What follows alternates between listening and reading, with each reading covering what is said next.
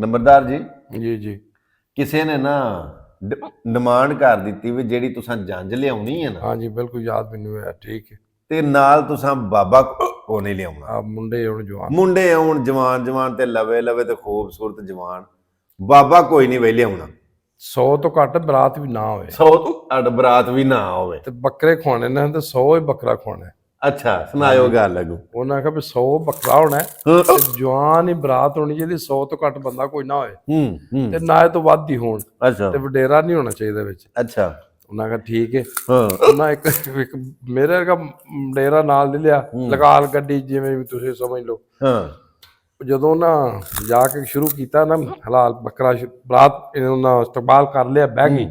ਉਹਨਾਂ ਸ਼ੁਰੂ ਕੀਤਾ, ਉਹਨਾਂ ਆਖਿਆ ਨਾ ਐਵੇਂ ਨਹੀਂ ਭਾਈ। ਅੱਛਾ ਬਾਬੇ ਨੂੰ ਪੁੱਛਿਆ, ਉਹਨੇ ਆਖਿਆ ਐਵੇਂ ਨਹੀਂ, ਇਹਨਾਂ ਨਾਲ ਕੋਈ ਇੱਕ ਇੱਕ ਬੱਕਰਾ ਕਰਨਾ, ਹਾਂ ਸਾਰੇ ਇਕੱਠੇ ਨਹੀਂ ਕਰਨੇ। ਅੱਛਾ ਅੱਛਾ ਇੱਕ ਬੱਕਰਾ ਕਰੋ, ਉਹ ਪਕਾਓ, ਉਹ ਖਾ ਲਾਂਗੇ ਦੂਜਾ ਫੇਰ। ਵਾਹ ਵਾਹ ਵਾਹ ਵਾਹ ਉਹ ਨਾ ਇੱਕ ਬੱਕਰਾ ਕਰ ਲਿਆ, ਉਹ ਸਾਰਿਆਂ ਨੂੰ ਬੋਟੀ ਕਿਸੇ ਨੂੰ ਆਈ ਕਿਸੇ ਨਾ ਆਈ, ਜੀ ਫੇਰ ਦੂਜਾ ਬੱਕਰਾ। ਹਾਂ ਉਹ 100 ਬੱਕਰਾ ਵੀ ਖਾ ਗਏ ਹਾਂ ਤੇ ਰੱਜੇ ਫਿਰ ਵੀ ਨਾ। ਹਾਂ ਉਹਨਾਂ ਆਖਿਆ ਤੁਸੀਂ ਨਹੀਂ, ਤੁਹਾਡੇ ਵਿੱਚ ਕੋਈ ਬਾਬਾ ਹੈ, ਤੁਹਾਡੇ ਵਿੱਚ ਕੋਈ ਬਾਬਾ ਹੈ? ਤੁਹਾਡੇ ਕੋਈ ਬਾਬਾ ਹੈ, ਤੁਸੀਂ ਮੈਨੂੰ ਦੱਸੋ ਤੇ ਭਾਵੇਂ ਨਾ, ਆਹ ਤੁਹਾਡੇ ਵਿੱਚ ਬਜ਼ੁਰਗ ਹੈ ਜ਼ਰੂਰ ਕੋਈ। ਵਾਹ ਵਾਹ ਵਾਹ ਵਾਹ ਇੱਥੋਂ ਪਤਾ ਲੱਗਾ ਵੀ ਇਹਨਾਂ ਦਾ ਦਿਮਾਗ ਭਾਵੇਂ ਉਹ ਮੁੰਡਿਆਂ ਜ਼ਿਆਦਾ ਚੱਲਦਾ ਹੈ, ਇੰਜੀ ਗੱਲ ਪਰ ਤਜਰਬਾ ਉਹਨਾਂ ਦਾ ਬਹੁਤਾ। ਤਜਰਬਾ ਬਹੁਤਾ ਇੰਜ ਹੁੰਦਾ ਕਿ ਇਸੇ ਤਰ੍ਹਾਂ ਇੱਕ ਬਰਾਤ ਦੇ ਉੱਤੇ ਜਾਣ ਲੱਗੇ ਤੇ ਉਹਨਾਂ ਨੇ ਇੱਕ ਛੇਕ ਰੱਖ ਛੜੀ ਵੀ ਬਾਬਾ ਕੋਲ ਨਾ ਆਏ।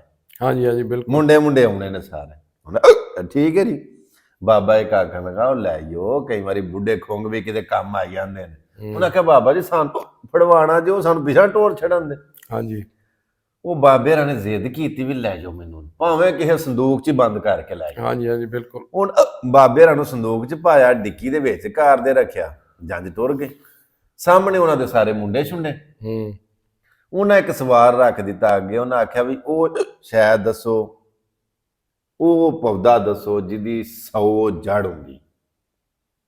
ਉਹ ਮੁੰਡੇ ਸਾਰੇ ਇੱਕ ਦੂਜੇ ਦੇ ਮੂੰਹ ਵੱਲੋਂ ਵੇਖਣ ਵੀ ਕੀ ਦਸੀਏ ਕਿ 100 ਜੜ ਕਿਹੜੀ ਸ਼ਾਇਦ ਹੀ ਹੁੰਦੀ ਹੈ, ਕਿਸੇ ਨੂੰ ਪਤਾ ਲੱਗੇ। ਉਹ ਫਿਰ ਚੋਰੀ ਚੋਰੀ ਵਿੱਚੋਂ ਕੋ ਗਿਆ ਜਾ ਕੇ ਨਾ, ਤੇ ਉਹਨਾਂ ਬਾਬੇ ਨੂੰ ਉਹ ਬਾਬੇ ਨੂੰ ਨਾ ਡਿੱਕੀ ਖੋਲ ਇਹਦੇ ਸੰਦੂਕ ਦੇ ਵਿੱਚ। ਉਹਨਾਂ ਆਖਿਆ ਬਾਬਾ ਜੀ ਰਫੜ ਪੈ ਗਿਆ, ਉਹ ਪਿਆਂਦੇ ਨੇ ਕੋਈ ਉਹ ਸ਼ਾਇਦ ਦੱਸੋ ਕਿ ਜਿਹਦੀ 100 ਜੜ ਏ। ਉਹਨਾਂ ਆਖਿਆ ਪਈ ਨਾ ਬਾਬੇ ਦੀ ਲੋੜ। ਉਹਨਾਂ ਆਖਿਆ ਬਾਬਾ ਨਹੀਂ ਪਤਾ ਲੱਗਦਾ ਪਿਆ।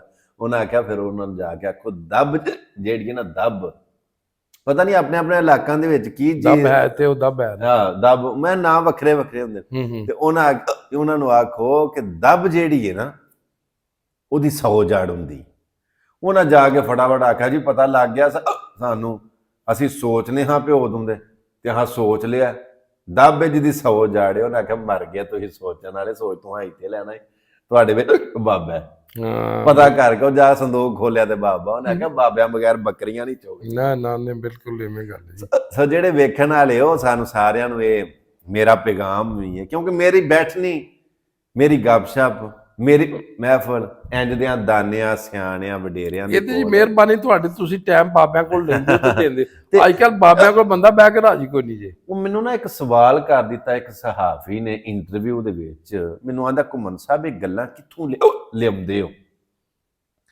ਮੈਂ ਫਿਰ ਉਹਨੂੰ ਆਖਿਆ, ਮੈਂ ਕਿਹਾ ਮੈਨੂੰ ਇੱਕ ਸਵਾਲ ਦਾ ਜਵਾਬ ਦੇ ਕਿ ਸ਼ਹਿਦ ਦੀ ਮੱਖੀ ਸ਼ਹਿਦ ਕਾਹਦੇ ਤੋਂ ਬਣਾਉਂਦੀ।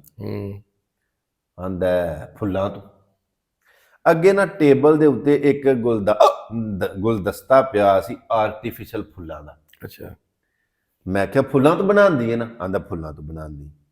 ਮੈਂ ਇਹ ਫੁੱਲ ਪਏ ਨੇ, ਇਹਨਾਂ ਤੋਂ ਸ਼ਹਿਦ ਦੀ ਮੱਖੀ ਬਣਾ ਲੈਂਦੀ ਸ਼ਾਇਦ। ਨਹੀਂ ਨਹੀਂ ਜੀ, ਇਹ ਤੇ ਆਰਟੀਫੀਸ਼ਲ ਬਣਾਵਟ ਫੁੱਲ ਨੇ, ਇਹਨਾਂ ਤੋਂ ਸ਼ਹਿਦ ਕਿਵੇਂ ਬਣਨਾ?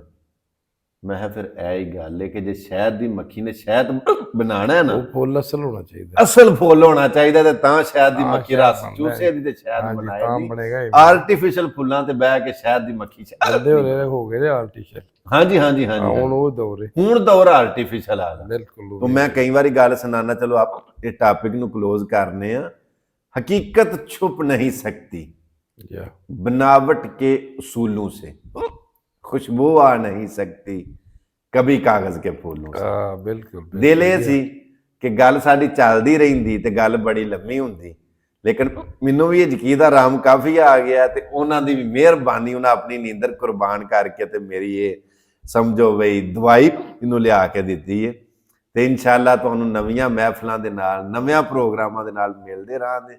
ਔਰ ਮੈਂ ਇੱਕ ਵਾਰੀ ਫੇਰ ਸ਼ੁਕਰੀਆ ਅਦਾ ਕਰਨਾ ਨੰਬਰਦਾਰਾਂ ਦਾ, 65 ਵਾਲਿਆਂ ਦਾ, ਬਸਰਾਵਾਂ ਦਾ ਕਿ ਇਹਨਾਂ ਮਾਸ਼ਾਅੱਲਾ ਮੈਨੂੰ ਇੰਜ ਪਿਆਰ ਦਿੱਤਾ ਕਿ ਯਕੀਨ ਕਰੋ ਮੈਂ ਲਫ਼ਜ਼ਾਂ ਦੇ ਵਿੱਚ ਬਿਆਨ ਨਹੀਂ ਕਰ ਸਕਦਾ।